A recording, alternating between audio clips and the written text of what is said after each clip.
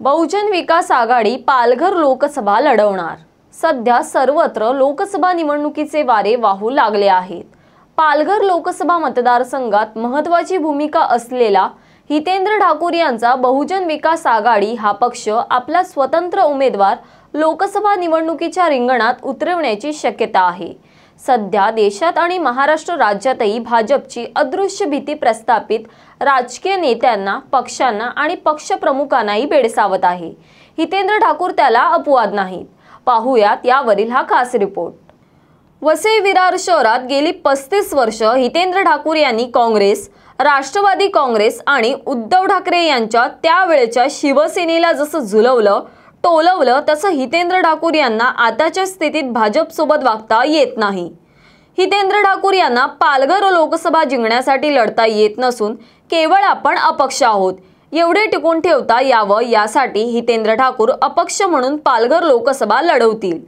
हितेंद्र ठाकूर यांनी यापूर्वीही केवळ औपचारिकता म्हणून पालघर लोकसभा लढवली होती। हितेंद्र ठाकूर यांच्या पक्षाकडे पालघर लोकसभा जिंकण्याच्या दृष्टीने मताधिक्य, मित्रपक्ष आणि निवडणूक जिंकण्यासाठी लागणारी यंत्रसामग्री या सर्व बाबी उपलब्ध आहेत। परंतु तरीही हितेंद्र ठाकूर यांना पालघर लोकसभा जिंकण्यासाठी लढता येत नाही। केंद्रात भाजपला सत्ता आणायची आहे, त्यासाठी पालघर लोकसभा ही भाजपसाठी महत्त्वाची आहे।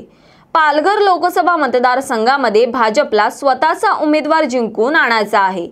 पालघर लोकसभा मतदारसंघात भाजप, महायुती, महाविकास आघाडी आणि बहुजन विकास आघाडी हे 3 घटक प्रमुख आहेत।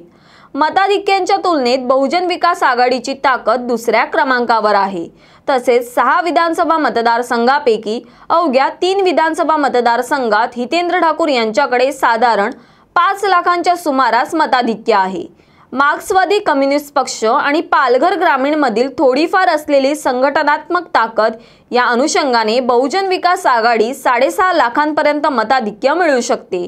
इतकी सोयीची राजकीय परिस्थिती असतानाही हितेंद्र ठाकूर यांना जिंकण्यासाठी लोकसभा लढवता येणार नाही अशी राजकीय अडचण आहे।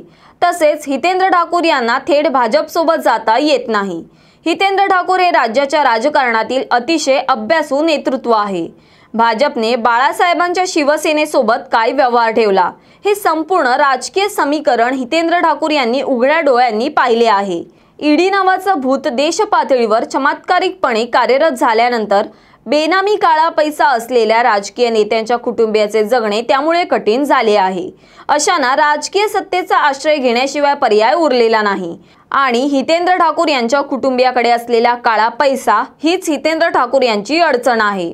हितेंद्र ठाकूर यांनी कितीही वल्गना केल्या तरी थेट भाजप समोर ते हतबल आहेत हे त्यांना लपविता आलेले नाही। अशाही परिस्थितीत हितेंद्र ठाकूर यांच्या समोर आपलं स्वतंत्र अस्तित्व टिकवण्यासाठी हरण्यासाठी लोकसभा लढण्याचा अंतिम पर्याय आहे।